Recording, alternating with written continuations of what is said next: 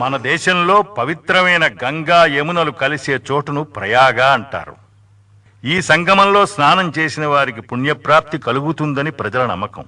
అందుకని దాసగను ప్రయాగ క్షేత్రం వెళ్ళడానికి నిశ్చయించుకుని బాబా అనుమతి కోసం వెళ్ళి బాబా కాళ్ళు ఒత్తుతూ, బాబా, ప్రయాగ వెళ్ళి అక్కడ సంగమంలో స్నానం చేసి రావాలని కోరికగా ఉంది. మీ అనుమతి తీసుకుందామని వచ్చాను. దానికి అంత దూరం వెళ్ళవలసిన అవసరం లేదు. మన ప్రయాగ ఇక్కడే ఉంది. బాబా, ఇక్కడ? ఏ, నా మాటలపై విశ్వాసం లేదా? ఎంత మాట బాబా! మీ పాదాలకు సాష్టాంగ నమస్కారం చేస్తున్నాను. బాబా 2 పాదాల బొటన వేళ్ల నుండి గంగా యమునలు కాలువలుగా పారాయి. ఆ పవిత్రమైన జలాలలో ప్రయాగ స్నానాన్ని అనుభవించాడు దాసుగను. శ్రీ సాయిబాబాకు షిరిడీ గ్రామంతో గల తొలి బాంధవ్యం ఏమిటో తెలుసుకుందాం. 1854 సంవత్సరంలో 16 ఏళ్ల బాలుడిగా షిరిడీలో ఒక వేప చెట్టు కింద అకస్మాత్తుగా దర్శనమిచ్చాడు. జనం ఆశ్చర్యపోతూ ఆ బాలుడు చుట్టూ చేరి ప్రశ్నల వర్షం కురిపించారు. కానీ సమాధానం మౌనం. ఆ సమయంలో ఒక ముసలావిడ, నానా చౌక్దార్ తల్లి, ముందుకొచ్చి అక్కడున్న వారితో ఆ పిల్లవాడి గురించి చెప్పడం మొదలుపెట్టింది. పిల్లవాడిని చూస్తే చాలా చురుకైన వాడిలా ఉన్నాడు. అందంగా చూడముచ్చటగా ఉన్నాడు. కుర్రాడు ఎప్పుడు చూసినా ఆ వేప చెట్టు కింద ఆసనం వేసుకొని సమాధిలో మునిగిపోయి కూర్చుంటాడు. ఇక్కడెందుకు తండ్రి, ఇంటికి పోదాం రా నాయనా అంటే ససేమిరా ఉలకడు పలకడు. అప్పటికే అడిగి చూశాను బామ్మగారు, బాబు నీదే ఊరు, ఎక్కడి నుండి వచ్చావు అని. ఏది సమాధానం చెప్పందే. ఒక బ్రహ్మజ్ఞానిలా కనిపిస్తున్నాడు. సామాన్యుడు మాత్రం కాదు, తప్పకుండా మహానుభావుడే. ఇది ఇలా ఉండగా ఖండోబా ఆలయం వద్ద కొంతమంది జనం మూగారు. తీరా దగ్గరకు వెళ్లి చూస్తే ఒక గణాచారి మీద ఖండోబా దేవుడు ఆవేశించాడు. పూనకంతో ఊగిపోతున్న గణాచారిని వేప చెట్టు కింద బాలుడి గురించి యక్షప్రశ్నలు వేశారు అక్కడ మూగిన జనం. ఒక ప్రత్యేకమైన స్థలాన్ని చూపి ఆ బాలుడు అక్కడే 12 సంవత్సరాలు తపస్సు అభ్యసించాడని చెప్పి అక్కడే తవ్వమని ఆదేశించాడు గణాచారి. ఆ ప్రకారమే ఆ స్థలంలో తవ్వడం ప్రారంభించారు. అయ్యారు, అయ్యారు, ఇదేదో పెద్ద సొరంగంలా ఉందండి. సొరంగమా? వెలుగేమిటక్కడ? కాస్త ముందుకు వెళ్ళి చూద్దాం పదండి. అయ్యగారు, ఇక్కడ 4 దీపాలు వెలుగుతున్నాయండి. దీపాలా? ఆశ్చర్యంగా ఉంది. ఉండండి, నేను వస్తున్నాను. అరే, ఈ భూగృహంలో దీపాలేమిటి? పైగా గోముఖ నిర్మాణాలు, అదిగో కర్రబలలు, ఆ మూల జపమాలలు కూడా ఉన్నాయి. దీన్ని బట్టి చూస్తే ఆ గణాచారి చెప్పింది నిజమేననిపిస్తోంది. అయ్యగారు, ఈ సందేహాలన్నీ ఆ కుర్రాడిని అడిగితే బాగుంటుందేమోనండి. నువ్వు చెప్పింది బాగానే ఉంది. ఇంకా ఆలస్యం ఎందుకు? వెళ్ళి అన్ని విషయాలు ఆ కుర్రాన్ని అడుగుదాం. పదండి పదండి పదండి పదండి. ఆ విధంగా ఆలోచించుకొని ఎట్లాగైనా వివరాలు పూర్తిగా రాబట్టాలనే దీక్షతో ఆ కుర్రవాడి దగ్గరికి వెళ్లారు. బాబు, అసలు ఆ భూగృహం? అది నా గురుస్థానం. మా గురువుగారి సమాధి అందులోనే ఉంది. ఏమిటి, నీ గురువుగారి సమాధ? అయ్యయ్యో, ఎంత పొరపాటు జరిగిపోయింది. ఈ వేప చెట్టు నాకు చాలా ప్రీతికరమైనది. అశ్వత్థ, ఔదుంబర వృక్షములతో సమానమైనది, పవిత్రమైనది. వీటిని కాపాడవలసిన బాధ్యత మీ మీద ఉంది. అయ్యో, తప్పకుండా తప్పకుండా బాబు. ఇదిగో చూడండి అయ్యా, మీరంతా కలిసి యథాతథంగా ఆ బండరాయిని జరిపి భూగృహాన్ని జాగ్రత్తగా పూర్తి చేసి శుభ్రం చేయండి. వెళ్ళండి. ఆ ప్రదేశం గురుస్థానం అని తెలియగానే ఖండోబా దేవాలయం పూజారి మహల్సాపతి గారు, షిరిడి ప్రజలు భక్తి శ్రద్ధలతో నమస్కరించడం మొదలుపెట్టారు. కొద్ది రోజులు గడిచిపోయాయి. రోజు వేప చెట్టు కింద దర్శనమిచ్చే ఆ బాలబాబా, ఆ అయోని సంభవుడు ఆ చోటు నుండి అదృశ్యమైపోయాడు. ఎక్కడికి వెళ్ళాడో ఆచూకీ ఎవ్వరికీ తెలియదు. మీరు 3 బసల కథ విన్నారా? ఆనాటి షిరిడీ వైభవానికి గట్టి పునాదులు ఈ 3 బసలే. బాబా పవిత్రంగా చూసుకుంటున్న ఆ వేప చెట్టును, ఆ చుట్టూ ఉన్న స్థలాన్ని కొనేశాడు హరివినాయక్ సాఠే. తనకు బాబా మీద ఉన్న భక్తికి తార్కాణంగా భక్తులకు వసతి కల్పించడం కోసం ఒక వాడాను కట్టించాడు. ఈ వసతి గృహానికి సాఠేవాడ అని పేరు పెట్టారు. షిరిడీలో మొట్టమొదటగా వెలిసిన వసతి గృహం సాఠేవాడ. బాబా దర్శనంతో సంతృప్తిని పొందిన కాకాసాహెబ్ దీక్షిత్ గారు తన స్థిర నివాసాన్ని షిరిడీలో ఏర్పరచుకోవాలి అని నిశ్చయించుకున్నాడు. 1910వ సంవత్సరం డిసెంబర్ 10వ తేదీన వసతి గృహ నిర్మాణానికి పునాది వేశారు. ఈ శుభప్రదమైన రోజునే 2 ముఖ్యమైన సంఘటనలు జరిగాయి. ఒకటి, దాదాసాహెబ్ ఖాపర్డే తను ఇంటికి వెళ్ళడానికి బాబా అనుమతిని సంపాదించడం. రెండవది, చావడలో అంతవరకు ఆరంభం కాని రాత్రి హారతి ప్రారంభం కావడం. 1911లో నిర్మాణం పూర్తి చేసి శ్రీరామనవమి నాడు శాస్త్రరీత్యా గృహప్రవేశం చేశారు. దీని పేరే దీక్షిత్ వాడ. శ్రీమాన్ బాపూసాహెబ్ బూటీ ఒక కోటీశ్వరుడు. ఇతను నాగపూర్ నివాసి. షిరిడీలో ఒక పెద్ద రాతిమేడ నిర్మాణానికి పూనుకున్నాడు శ్రీమాన్ బూటీ. డబ్బు మంచినీళ్ల ప్రాయంగా ఖర్చు పెట్టాడు. రాతిమేడ కట్టడానికి ముందు ఈ స్థలంలో ఒక చక్కని పూలతోట ఉండేది. అక్కడ పెరిగే పూల మొక్కలకు బాబాయే స్వయంగా నీళ్లు తోడి కుండలతో నీళ్లు పోసేవాడు. ఇది ఒకనాటి వైభవం. ఔరంగాబాద్ జిల్లాలో ధూప్ అనే గ్రామానికి మునసబు చాంద్ పాటిల్. ఇతను మహమ్మదీయుడు, బాగా డబ్బున్నవాడు. ఒకనాడు ఔరంగాబాద్ వెళుతూ ఉండగా ఇతని గుర్రం తప్పిపోయింది. గుర్రం కోసం 2 మాసాలు వెతికి వేసారిపోయి గుర్రం తాలూకు జీను భుజాన వేసుకుని ధూప్ గ్రామానికి తిరుగు ప్రయాణం అయ్యాడు. దాదాపు 9 మైళ్లు నడిచి ఒక మామిడి చెట్టు దగ్గరికి చేరాడు. అప్పటికే ఆ మామిడి చెట్టు కింద ఒక వింత యువకుడు కూర్చొని ఉన్నాడు.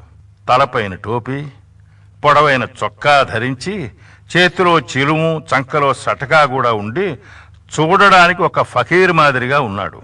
ఆ యువ ఫకీర్ దారిన పోతున్న చాంద్ పాటిల్ని పిలిచి, నువ్వు నిన్నే హే ఫకీర్ బాబా, నా పేరు చాంద్ పాటిల్. మాది ధూప్ గ్రామం. ఆ గ్రామానికి నేను మనసబని. చాంద్ పాటిల్, వివరాలు తెలుసుకుందామని పిలవలేదు. నువ్వు బాగా అలసిపోయినట్టున్నావు. కూర్చో, కొంచెం చిలుము తాగి కొంత విశ్రాంతి తీసుకొని వెళ్ళువు గాని. నీ భుజం మీద ఏమిటది? ఏం చెప్పమంటావు ఫకీర్ బాబా, నా గుర్రం తప్పిపోయింది. నా భుజాన ఉన్నది దాని తాలూకు జీను. ఈ చెరువులోనే కాలవ దగ్గర చూడు, నీ గుర్రం కనిపిస్తుంది. ఈ పక్కన కాలువ దగ్గర అంతా వెతికానే. సరే, నీ మాట మాత్రం ఎందుకు కాదనాలి, వెళ్ళి వెతుకుతాను. ఆ ఫకీర్ మాటలకు విలువనిచ్చి వెళ్లి చూశాడు. అక్కడ నిజంగానే గుర్రం గడ్డి మేస్తూ కనిపించింది. ఆశ్చర్యంగా దగ్గరకు వెళ్లి దాన్ని తడిమి చూశాడు. యా అల్లా, ఇది నా గుర్రమే. ఫకీర్ బాబా, ఫకీర్ బాబా, ఫకీర్ బాబా, నా గుర్రం దొరికింది బాబా. మీరు కళ్ళతో చూసినట్టుగా చెప్పారు. నిజంగా మీరు?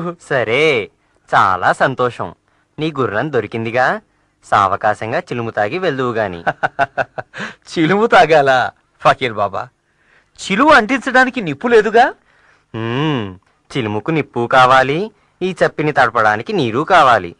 అరే, సటకా నేల మీద కొట్టగానే నీరొచ్చిందే. బాప్రే బాప్, ఇనుప చువ్వను భూమిలోకి గుచ్చగానే నిప్పు కూడా వచ్చింది. ఈ ఫకీర్ బాబా సామాన్యుడు కాడు, గొప్ప సిద్ధపురుషుడు. చాంద్ పాటిల్, నేను చిలుము పీల్చటం అయింది. ఇదిగో, తృప్తిగా పీల్చు. పీల్చు. అట్లాగే బాబా, పీలుస్తాను. చాంద్ పాటిల్ హృదయం ఆనందంతో నిండిపోయింది. తన ఇంటికి అతిథిగా రమ్మని సగౌరవంగా ఆహ్వానించాడు. ఆహ్వానాన్ని మన్నించి మరుసటి రోజే చాంద్ పాటిల్ ఇంటికి వెళ్ళాడు ఫకీర్ బాబా. కొన్నాళ్లకి చాంద్ పాటిల్ గారింట్లో హడావుడి మొదలైంది. అతని భార్య తమ్ముని కొడుకు పెళ్లి కూతురుది షిరిడీ గ్రామం అవడం వల్ల మగపెళ్లివారి బృందంతో పాటు ఫకీర్ బాబా కూడా షిరిడీకి బయలుదేరాడు. ఖండోబా దేవాలయం సమీపంలో మహల్సాపతి పొలం ఉంది. అక్కడ కావలసినంత ఖాళీ జాగా ఉంది. పెళ్లివారు షిరిడీ చేరగానే బండ్లన్నిటినీ అక్కడున్న మర్రి చెట్టు నీడలో ఆపారు. ఒరే, వస్తున్నారండి అయ్యగారు. ఏటయ్యగారు, మన పొలం దగ్గర ఆ మర్రి చెట్టు కింద బళ్ళాగే ఏమిటి? ఏమిటో హడావిడి. అయ్యగారు, అది పెళ్ళారు బండి. పెళ్లివారి బళ్ళా? అవునయ్య గారు, ఆ పెళ్లి మన షిరిడీలోనే. అలాగా? అయితే పెళ్లి కూతురిది మన షిరిడి అన్నమాట. ఒరేయ్, మన వాళ్ళందరినీ పిలవండి. పెళ్లి వారికి ఏమైనా సాయం కావాల్సి వస్తుందేమో చూద్దాం. పదండి. అట్టగలండి. పెళ్లివారు బండ్లలోంచి దిగడం మొదలుపెట్టారు. మహల్సాపతి గారు దూరం నుండే ఒక బండిలోంచి దిగుతున్న యువ ఫకీర్ని గుర్తించి, రేయ్ ఆగండి ఆగండి, ఆ బండిలోంచి దిగుతోంది వేప చెట్టు కింద ఉన్నట్టుండి అదృశ్యమైపోయిన బాబా కదూ? అవునయ్య గారు, సందేహం లేదండి. అవునరా, ఆ బాబాయే, అనుమానం లేదు. త్వరగా పదండి, వెళ్ళి పలకరిద్దాం. ఆహా, బాబా మీ దర్శన భాగ్యం మళ్ళీ ఎన్నాళ్ళకి లభించింది. నేను గుర్తున్నాను బాబా, నేను మహాసాపతిని. మళ్ళీ ఎన్నాళ్ళకి మా షిరిడి గ్రామాన్ని మీ పాదధూళితో పావనం చేశారు. దయచేయము సాయి సాయి సాయి సాయి అని ఆ మహల్సాపతి గారు పిలిచిన వేళా విశేషం ఎటువంటిదో గాని ఆ క్షణం నుండి ఆ ఫకీర్ బాబా సాయిబాబా అను సార్థక నామధేయంతో షిరిడీలోనే 6 దశాబ్దాల పాటు స్థిరంగా ఉండిపోయాడు. బాబా షిరిడీకి రాకపూర్వం నుండే షిరిడీ మారుతి దేవాలయంలో దేవీదాస్ అని ఒక యోగి ఉండేవారు. వీరితో కొంతకాలం పాటు బాబా కూడా ఉన్నారు. ఒకరోజు బాబా స్వయంగా కుండలతో నీళ్లు తెచ్చి పూల చెట్లకు పోయడం చూసి గంగాఘీర్ అని ఒక వైశ్యయోగి ఈ విధంగా ప్రశంసించాడు. ఈ మణి ఇచ్చట ఉండుటచే షిరిడీ పుణ్యక్షేత్రమైనది. ఈయన ఈనాడు కుండలతో నీళ్లు మోయిచున్నాడు, కాని ఇతడు సామాన్యుడు కాదు. ఈ నేల నిజముగా పుణ్యము చేసుకున్నది కనుకనే సాయిబాబా అను మణిని రాబట్టుకొనగలిగాను. అక్కల్ కోట్కర్ మహారాజు శిష్యుడు ఏవలాగ్రామ నివాసి అయిన మరొక యోగి ఆనందనాథుడు ఈ విధంగా ప్రశంసించాడు. ఈయన ఒక అమూల్యరత్నం. సామాన్య మానవుని వరి కల్పించినా ఈయన మామూలు రాయి వంటి వాడు కాడు. ఈయన ఒక అమూల్య వజ్రం. ముందు ముందు మీకే తెలియగలదు. శ్రీ సాయిబాబా షిరిడీలో కాలు పెట్టిన శుభ సందర్భాన్ని పురస్కరించుకొని వారి పాదుకల ప్రతిష్టాపన వేప చెట్టు కింద జరిగింది. డాక్టర్ రామారావు కొఠార్ అనే అతను 1912వ సంవత్సరంలో బొంబాయి నుండి షిరిడీకి వచ్చారు. అతనితో పాటు అతని కాంపౌండర్, అతని స్నేహితుడు భాయి కృష్ణజీ ఆలీబాగుకర్ కూడా వచ్చారు. బాబా ప్రప్రథమమున షిరిడీ ప్రవేశించి వేప చెట్టు కింద తపస్సు చేసిన జ్ఞాపకార్థం బాబా పాదుకలను ఆ వేప చెట్టు కింద ప్రతిష్టాపన చేస్తే బాగుంటుంది అన్న ఆలోచన వారికి రావడం, అందరూ అంగీకరించడం జరిగిపోయింది. పాదుకలను రాతితో చెక్కించాలని నిర్ణయించుకొని ఈ విషయాన్ని బొంబాయికి తిరిగి వెళ్లిపోయిన డాక్టర్ రామారావు కొఠారే గారికి తెలియపరిచారు. డాక్టర్ గారు వెంటనే షిరిడీ వచ్చి పాదుకల నమూనాను తయారు చేయించి ఖండోబా దేవాలయంలో ఉంటున్న ఉపాసిని మహారాజు వద్దకు సలహా నిమిత్తం తీసుకుని వెళ్లారు. ఉపాసిని మహారాజు గారు పాదుకల నమూనాను చూసి, నమూనా చాలా బాగుందయ్యా. పెద్ద మార్పులేమీ అవసరం లేదు గాని కొన్ని చేర్పులు మాత్రం అవసరమని తోస్తుంది.